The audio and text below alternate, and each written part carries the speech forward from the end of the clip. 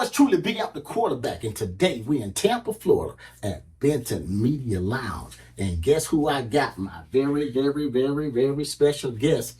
He's special because I said he's special. Hey, what's happening with your angel? What's up, man? Man, come on, man. I need you to talk to the people. You know, I get a chance to talk to you all the time. Yes, we do. And just know this, man, before we start and get into our interview, I definitely want to give you your flowers. I want to let you know that I salute you, and I've seen the many different things that you've done over the years in private and contributions that you've made. So I definitely want to let you know you got your flowers from me, and I'm going to let everybody on my podcast know that you're a great guy outside of business, man. Thank you. Thank you for having me. Okay. Well, we're going to get right to it because there's a lot of different aspects when it comes to you, because most people, they know you from the Benton records. And so even though you were definitely a force back then, I just want to let the people know that we used to utilize some of the intel that we got from you to see how much traction records could get and how to be able to push them in in other capacities. Mm-hmm. So again, man, what I like to say is this: going from back then, right, from being records, where it started, right? Did you ever think that 20, 25 years later, you would still be in the business? Man, that is a loaded question. I'm gonna tell you why. Because when let's clarify one thing real quick. Benton Records was a record store.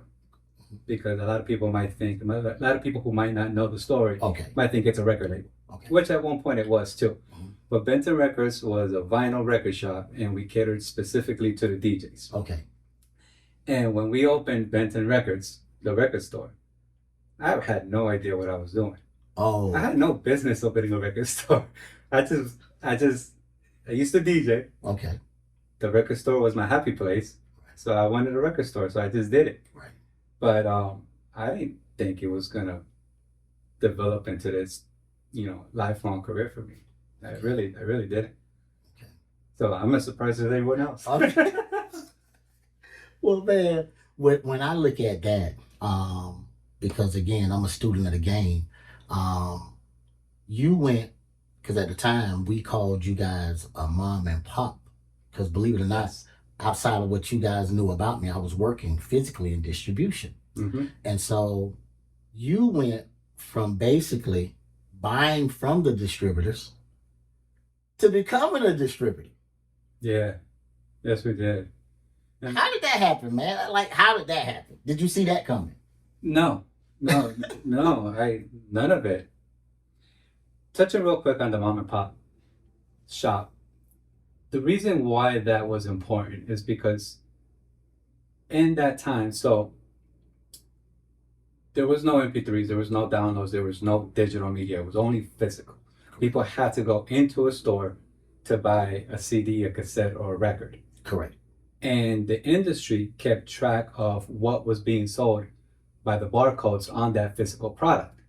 So when you go to the store today and they scan the barcode, there's a whole mechanism behind the scenes that kept track of that sale.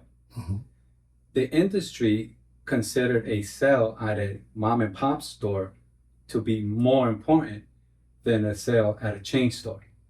So if we had, just using round numbers, 100 sales of a Beyonce at a mom and pop shop, that was more important than 1,000 at a Walmart. Okay. Because it just told the industry that shops like ours were more in touch with what was happening locally in that place. And Benton Records was one of a handful of mom and pop stores in the whole state of Florida. It was maybe half a dozen of us. Right. So we ended up having a lot of power that we never asked for, that we didn't realize it wasn't sought out.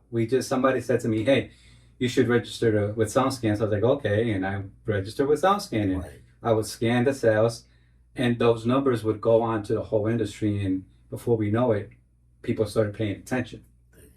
And that's kind of one of the things that put us on the map. Now, to answer your question, going from a distributor, from buying from distributors to becoming a distributor. That's a leap. When I just said it, when I opened a record store, I had no business opening a record store. One of the challenges was, how do I buy records to resell? Right? There was no Google, so I couldn't Google it. I just told my age. There was no Google when I opened the record store. I had to go to the library and look at books to try to figure out how to do all this.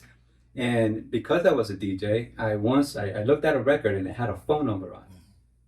And I called that number and said, hey, how do you guys sell your record? Like, who do you use? And that's how I learned how to buy from distributors. The record store lasted what it lasted. It died. I decided I was not gonna be in the music industry no more. I was mad at it. Yeah, we all did that. I was mad at it because everybody went digital, and I didn't have a place. There was no place for me, right, in my mind. And you didn't pivot at the time. At the time, right? I had done the record store thing and the conference thing for so long that I just didn't know where to fit. Until a good friend of mine said, "Hey, you should open a record label. You start a record label." And I'm like, "I'm definitely not doing that. I'm not." And I did. He talked me into it. I did. We bought back Benton Records, but this time as a record label. And the whole world had changed. It was a digital world now. It's a digital world, and what we were doing was we were reaching out to our friends and say, hey, we can help you distribute your music. At the time, digital distribution was so new that a lot of artists were intimidated by the process. Correct. They just didn't know, because we were caught in a place where we thought we still needed some big guy to distribute us, and we didn't really know that we could do it ourselves. And I, by fortune, again, found myself in a spot where I knew how to distribute, and I just basically was distributing for other people. The record label became the vehicle for distribution. We were using another distributor to distribute our product. Mm-hmm. We did that for a couple of years, and then I realized, well, wait, I'm not really doing anything, because you have all these distributors out there. Artists could sign up with any of the distributors and basically do it themselves. Correct. And I didn't feel very good about the spot we were in, because we weren't developing artists. We weren't investing in their careers. We were basically just taking their music and putting it in the world. So I reached out to them. I said, hey guys, you could do this yourselves. And they're like, well, no, we still want you to do it. I'm like, okay. Looking at the numbers, it wasn't fair for them, because they were, out of every dollar that they made, the distributor would keep their 35 cents. We would keep our 25 cents. They were lucky if they got half of that dollar. Correct. And I just didn't think that was simple math, fair for them. Right. I didn't think it was the best situation for them. So we took the leaps and bounds, and we went out and got our own contracts with the DSPs. DSP is a digital service provider, which is your Spotify, your Amazon, your Google, basically Deezer, wherever you listen to music. As a digital service provider. Went and got our contracts, and then invested in the platform to become our own digital distributors. So we hired a company. They did a crappy job. We scrapped it, hired someone else, and now we have we distribute under the title, the name of Distro by Benton. That's our platform for distribution, and that's what it was. It just came out of a place of wanting to do what was best for our clients, who most of them were our friends at the time. Right. We wanted them to get the piece of the pie that I felt they deserved. Right. And see, that's another thing, and I'm glad you shared your story, because one of the goals of this platform is to let other entrepreneurs know that we've all had doubt. We've all been to some bad places in our mind. Yes. Some of us have wanted to quit, Yes. and we've all had to deal with life. Mm-hmm. And so sometimes no matter how much you plan, because I'm Mr. Planner, I'm Mr. Time Management, but sometimes something good and necessity does breed invention. Mm-hmm. One thing that I like to touch on, I've seen you evolve. So we've already talked about you had a record store. We've already talked about, you from a distribution platform. And so today, now I had the privilege of kind of looking around the studio prior to you opening. But when I walked in today, it was just such great energy. And to see what you guys have done with the place, can you let them know about the studio and some of the services that you're going to be offering? And by the way, we are shooting in the studio today, but go ahead. Yeah, absolutely. So, uh, we have wanted a studio for years. Okay. We've been trying to find the right place. Anytime we got wind of someone selling their studio, we try to reach out to them. We've been and and you said earlier about being an entrepreneur and coming across roadblocks and feeling like it's just not gonna work. And there was times that I felt like that, specifically with opening a studio. Opening a studio has been a dream for us for a while, and the key there is persistence. Is you can't let doubt sneak in, because the minute you let doubt move in, it's okay if doubt visits, right? Like doubt could be that one friend that comes through every once in a while, and you're like, ah, fuck. But you gotta open the door, right? You can't just leave them outside, but you can't let them stay. Right. You can't let them stay, right? So it's like, okay, yeah, you're here, cool. Now you gotta get out. Right. Once you let doubt move in, it becomes really difficult to kick them out. Like, you know what I mean? Like you got to go to court, you got to get the eviction notice. It becomes a pain to kick doubt out. So so doubt would come and visit every once in a while, but I never let him stay there. Right. And we were really fortunate to find this beautiful space. Oh, it needed a lot of love, and that's what we did. We put a lot of love into it. We got the keys. It was ugly in here. It was dark. The windows were boarded up. It was black and gray. It was not pleasant. It's beautiful now. Hey, don't let him fool you. Hey, he's a very modest guy. But right now, wait till y'all come. Yeah. It's beautiful. You know, we sat out there in the lobby and we said, what are we going to do with this? And I said to Carol's my wife, I said, I want to try to duplicate that feeling we had at the record store. And that's what we did. Every single thing that we did was to try to make people feel welcome, comfortable. Like, take your shoes off. Like, for real, take your shoes off. For real, you know, have a snack, have a drink, relax, and be creative. We try to give a space where people can feel so comfortable that creativity just flows. As far as services, we are going to, offer recording services. Obviously, we're a studio. But I purposely kept the name studio, the word studio, out of the name. Okay. Because we don't want to get pigeonholed as a studio, because there's a lot of things that we can do in this space. Other than recording, we have a room upstairs that's used for band rehearsal. The acoustics in that room are beautiful. Eventually, we are going to record in that space as well, which I think a lot of people are looking forward to, because of the wood creates a unique sound that you can't just duplicate anywhere. There's no booth that you can duplicate that sound. So we're going to record there. We are offering podcast services. We have space for producers to come knock out some beats, and then music classes is something high on my list that we really want to do. Is give a space for the children to come learn. I mean, I guess adults too, but right. Come learn how to play the drums, the guitar, DJ, various lessons. And then my personal pet project is I want to work closely with songwriters and composers to write songs for placements, specifically for sync licensing. See, that's that's my pet project. Yeah, it is. So look, y'all just found out that Angel love the kids. Yes. And songwriters. Look, you don't have to go all the way to Atlanta. You don't have to go to LA to be a part of something like this. Now this is offered right here. And so I got one more question for you. And the question, even though it's for you, is really to help my audience. Because again, I'm always speak life to the entrepreneurs. I understand what my platform is. Of course, I love the music business. I'm never going anywhere. But I'm letting some of the new entrepreneurs know that when you're trying to scale and grow your business, it is probably going to take some money. And so because of that, I'm asking them and I know other people that are in position don't agree with what I'm saying, but I'm asking them to keep their jobs until their business can sustain itself.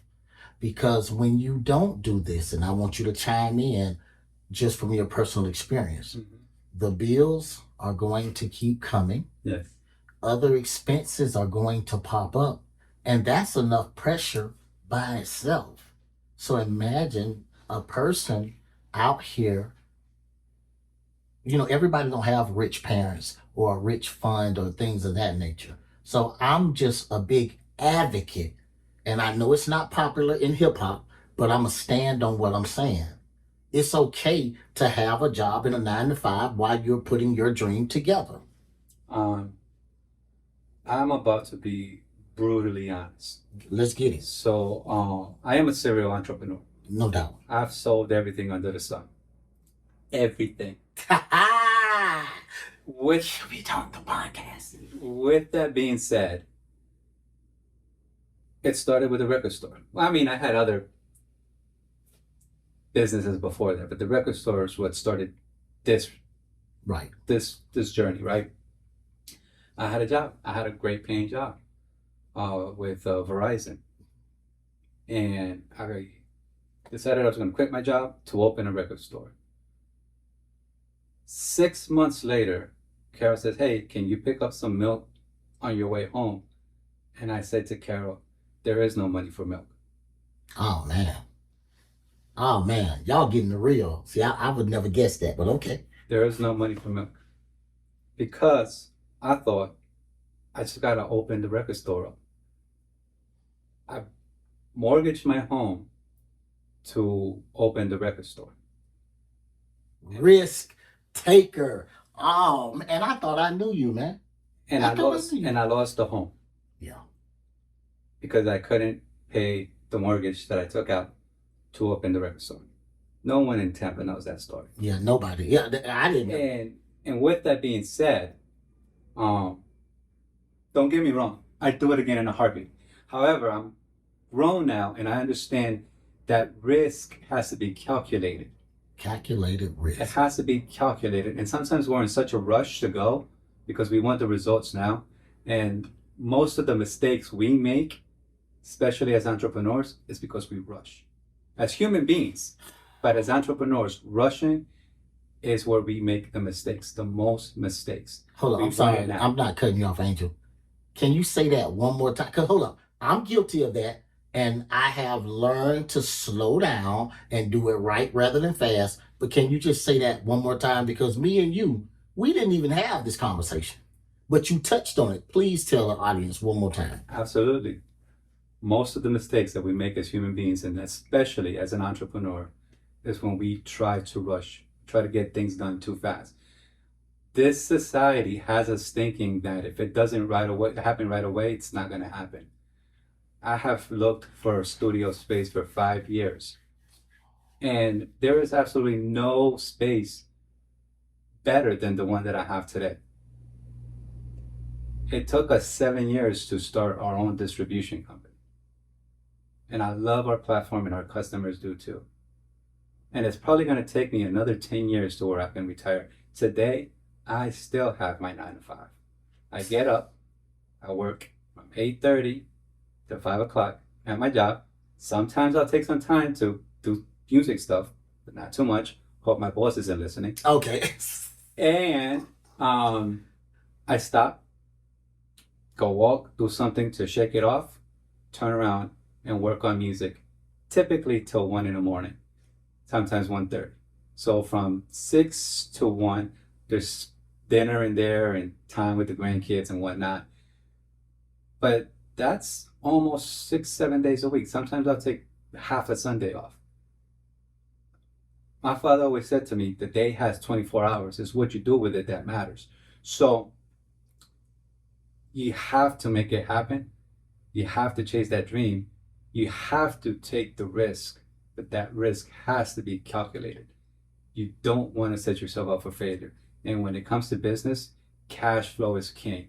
If you don't have enough cash to keep you floated for minimum 3 months. It really should be 6 months. You should have 6 months of expenses on reserve just in case something happens. If you don't, just wait. Just wait. The right opportunity will come through as long as you work towards that dream every single day. If you skip a day, it's like losing 3 because you lose the momentum. You have to work on it every single day. Look, I'm just glad that you spoke on that again. I just learned something that I didn't know. And this is really what this show is about because somebody's going to hear what you said. And remember, we always see you, you smiling, you joking, you helping everybody else. So we didn't know that happened during your journey. So I appreciate you, one, being candid. Two, I appreciate you being transparent. And that is what QB Talk, the podcast, is about. Of course, we're going to have some music and some countdowns and some featured artists. But when this came to me, I said the entrepreneurs don't have a place to fellowship. And we don't talk to each other. And sometimes we try to carry a lot of weight, a lot of load, a lot of burdens internally, and the outside world would never know. No, they never know. All right? They shouldn't know. They should know. They shouldn't know. And then some people would use that against you. But because of that, I know that people in the comfort of their own listening setting can hear something from us. And if we help one person per podcast, I'm happy with that. So I know you guys are used to me doing all of the things that get to the money. Yeah. I'm going to be real with you. I'm excited about this podcast. I'm playing the long game, and I'm getting the calls that I need to get from people like us that's saying, Amp, somebody got to tell our story. Yeah. And so the last thing I want to say to you before we actually close out, I'm a big fan of evolution. I'm a big fan of elevation. And so when I think of Benton Records to what it is right now, it's like I see both. And so you definitely encourage me. And I just want you to keep going. And I'm speaking life, and anything that I can do for the studio, anything that my platform can do for you. And I'm definitely, y'all got to kick me out, man. Listen to me. Y'all gonna have to kick me out. Like, look, man, call the police right now and say, quarterback won't leave. Because I love this place, man. Good. That's what we're hoping. We're hoping everybody that comes in here says the exact same thing. Okay. Well, is there anything that you want to say before we get out of here? Because this interview actually blessed me, so I know it's going to bless somebody else.